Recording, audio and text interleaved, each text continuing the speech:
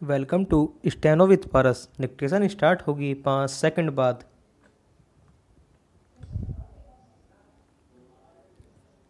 Start. माननीय सभापति महोदय, उन्होंने साफ कह दिया कि अगर सामूहिक खेती होती है तो इसमें भी मुझे कोई आपत्ति नहीं है।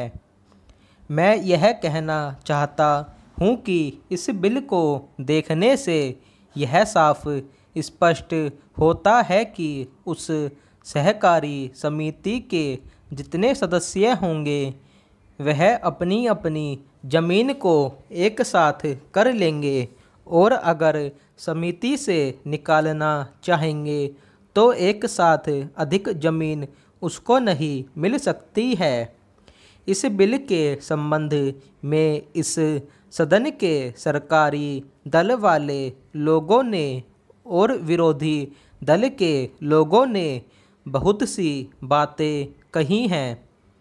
जैसा कि यह बिल है, इसको अभी समिति के सामने विचार के लिए जाना है और वहां से विचार होने के बाद यह इस सदन के सामने फिर से विचार के लिए पेश किया जाएगा। तब माननीय सदस्यों को पूरी तरह से यह अधिकार होगा कि जहां तक इसमें दी गई बातों का संबंध है उसमें परिवर्तन ला सकते हैं या उसको हटा सकते हैं। कल से जो बातें हो रही हैं वह सब नोट की गई हैं और मैंने बहुत सी बातों को सुना है। इस समिति में उन सब बातों पर विचार किया जाएगा। बहुत से माननीय सदस्यों ने इस तरह की बातें कही हैं, वह बहुत आवश्यक मालूम हुई है और जैसा कि मैंने कहा है उन पर विचार किया जाएगा।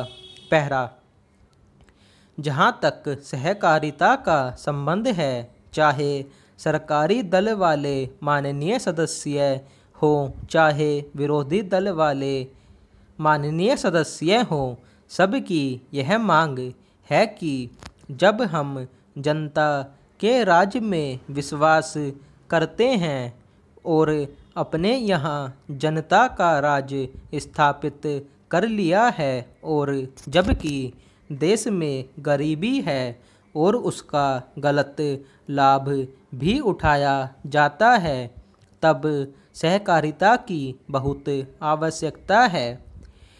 इसको रोकने की आवश्यकता है। यह सभी लोगों की राय है। जहाँ तक इस सहकारी बिल का संबंध है, बहुत से माननीय सदस्यों ने बहुत सी बातें इसके संबंध में कही हैं।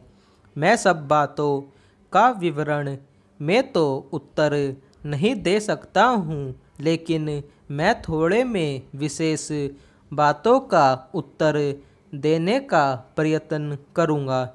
जैसा मैंने अभी कहा, जब हमने अपने यहाँ जनता का राज स्थापित किया है तो हमें अपने समाज के ढांचे को बदलना पड़ेगा। हमारे यहाँ गरीबी और अमीरी चली आती है।